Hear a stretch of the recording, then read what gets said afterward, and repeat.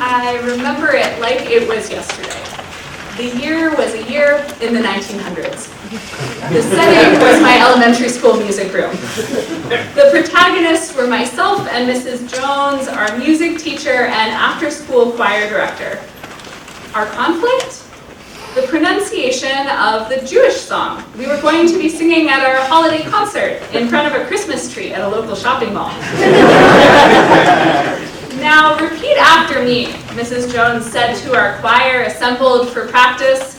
Erev Rosh Hashanah, I like him. Mrs. Jones, I tried to cut in, I know this song. It's Erev Rosh Hashanah.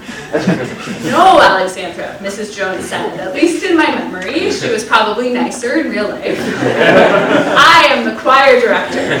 You will sing this song the way I tell you to sing it. Later that day, I marched home and searched through my family's CDs and tapes until I found what I was looking for, a recording of the song in question. The next day, I triumphantly brought it to the music room at school and played it for Mrs. Jones, who acceded that we could, in fact, sing the words with their proper pronunciation during our shopping mall holiday concert in front of a Christmas tree. I was jubilant. To understand this story, you need to know that during this time in my life, I was a pretty timid kid. I hated confrontations. Any abilities I have now to have direct conversations are consciously gained skills, mostly in adulthood. At age 9 or 10, I was not a storm the elementary school gates to play someone a recording of the song they are mispronouncing kind of a person. But in the case of Erev Rosh Hashanah, none of that mattered because I was so proud of being Jewish. My pride in Judaism and my excitement about sharing that with others far outweighed any fears I had of disagreeing with an adult. There was no part of me that felt conflicted about being Jewish or afraid to let other people know that I was Jewish. As I grew up, my relationship to Judaism and Jewish identity matured and evolved, but the core of deep pride remained. It is still with me today. Judaism has been a source of great strength and wisdom throughout my life. And one of the most profound hopes that I have as a rabbi is that it can be this for other people too. But the world has changed so much, and our lives have changed so much. And for many of us, our relationships to our own identities are a lot more complicated these days. Over the past few years in particular, I've heard our community articulate a number of challenges to navigating our lives and identities as Jewish or Jewish-adjacent people today. Some are external challenges, like how people see us and relate to us as Jews or as people connected in love to Jewish friends or family. And some are internal challenges, how it feels to us to be Jewish or Jewish-adjacent, part of the Jewish community.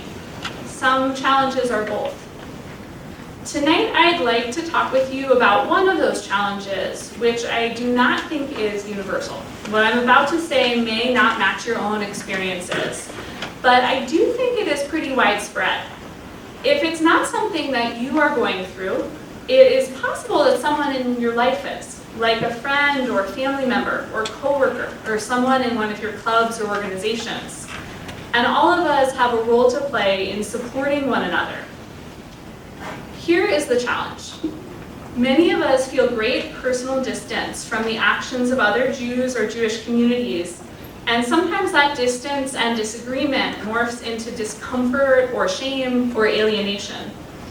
As a rabbi, one of the questions I've heard the most in the past few years is something like this. What does it mean to be part of the Jewish community when there are people out there doing things in the name of Judaism that I believe are deeply wrong? Have you ever wondered this? I've most frequently heard this question come up in relation to the war in Gaza that began after the terrible October 7th attacks, as many of us struggle with what it means that the ruling government of a Jewish state has taken the particular actions that it has over the past 2 years.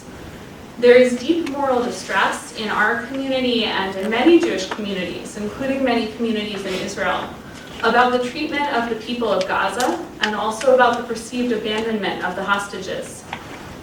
Many who follow Israeli news more closely are also dismayed by the escalation in violence perpetrated by Jewish settlers against Palestinian civilians in the West Bank over the last 2 years. What does it mean for us to be Jewish or Jewish adjacent when all of this is happening? And I think there is often a question underneath this question. Do other people's actions in the name of Judaism reveal some essential truth about Judaism?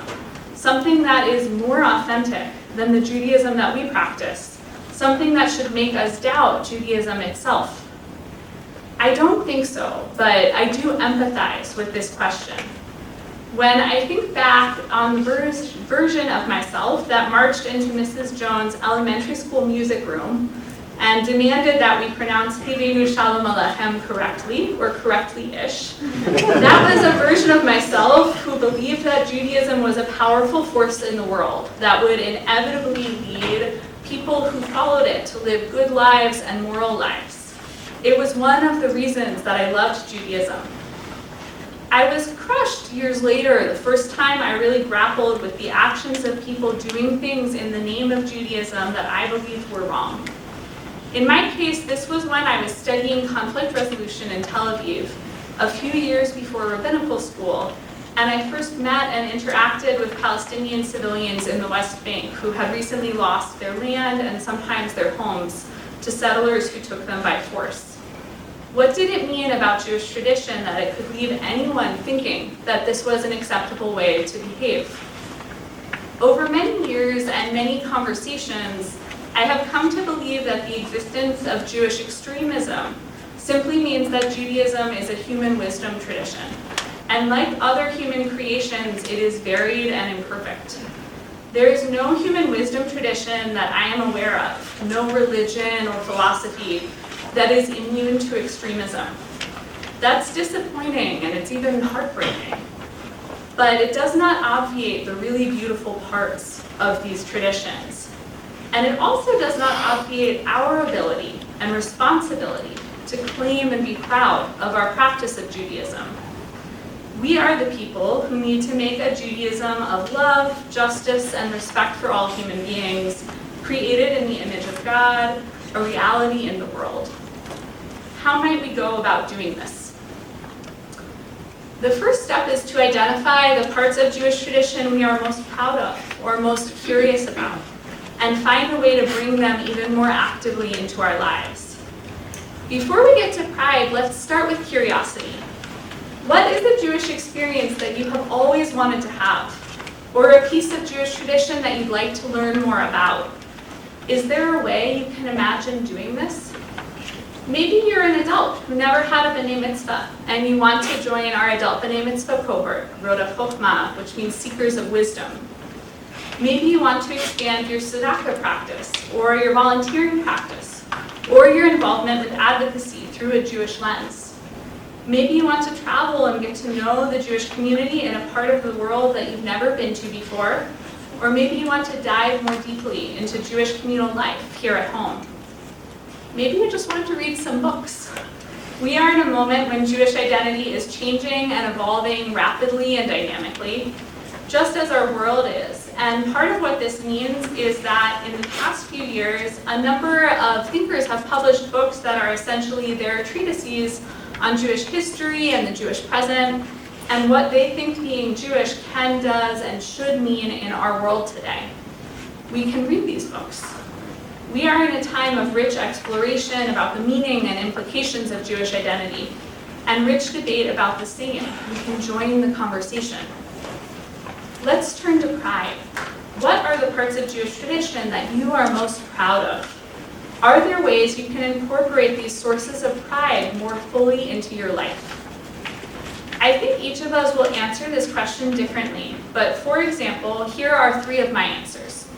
1, I am proud that the most frequently repeated commandment in the Torah, repeated 36 times, is the commandment to not oppress the stranger.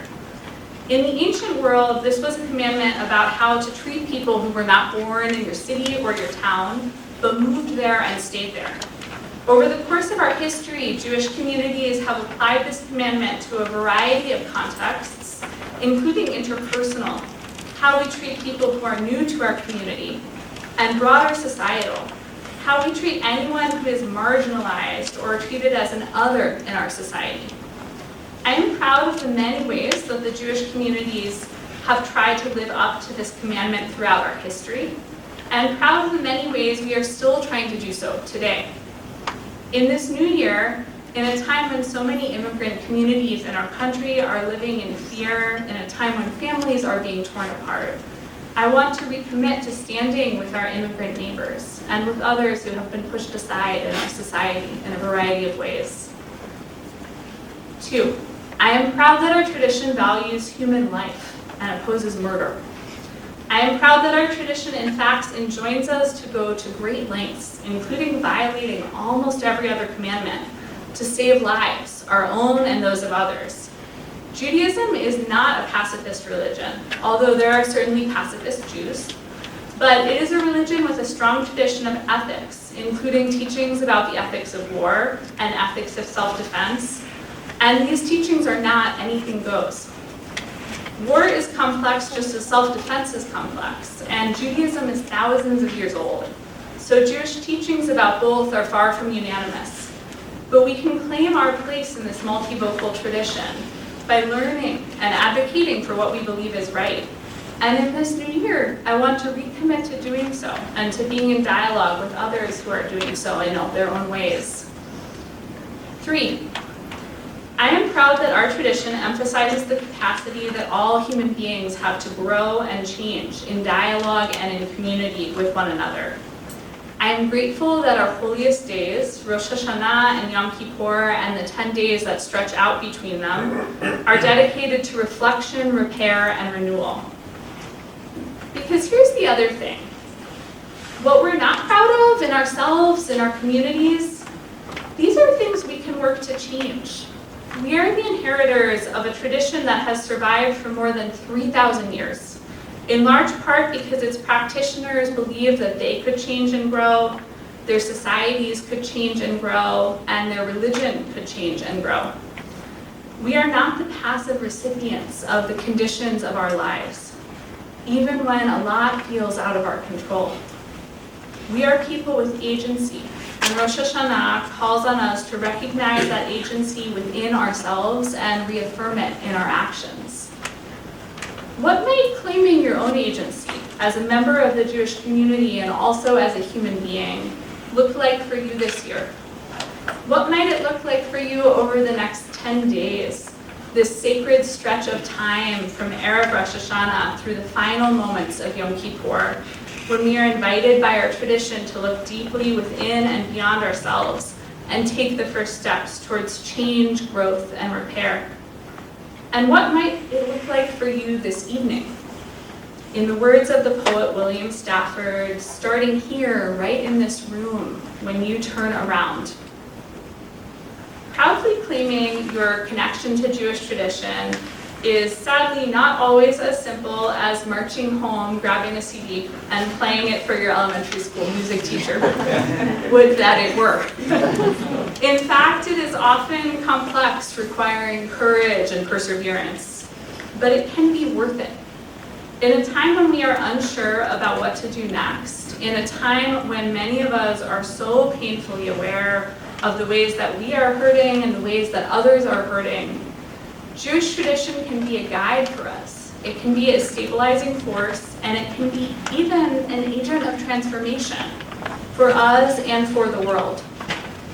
In this new year of 5786, we are the people who need to make a Judaism of love, justice, and respect for all human beings a reality in our world. And we are the people for whom a rich Jewish legacy of love, justice, and respect is waiting, inviting us to take hold of it and call it our own. Hadesh Aleinu Shana Tova, we will pray together in just a few moments. Renew us for a year of goodness. This year, may we embrace renewal. May we embrace connection to ourselves, to one another, to this tradition that is our inheritance, and to the world beyond these walls. And may we embrace growth and possibility. Ken Yihi Ratzon, may this be God's will, and Shana Tova.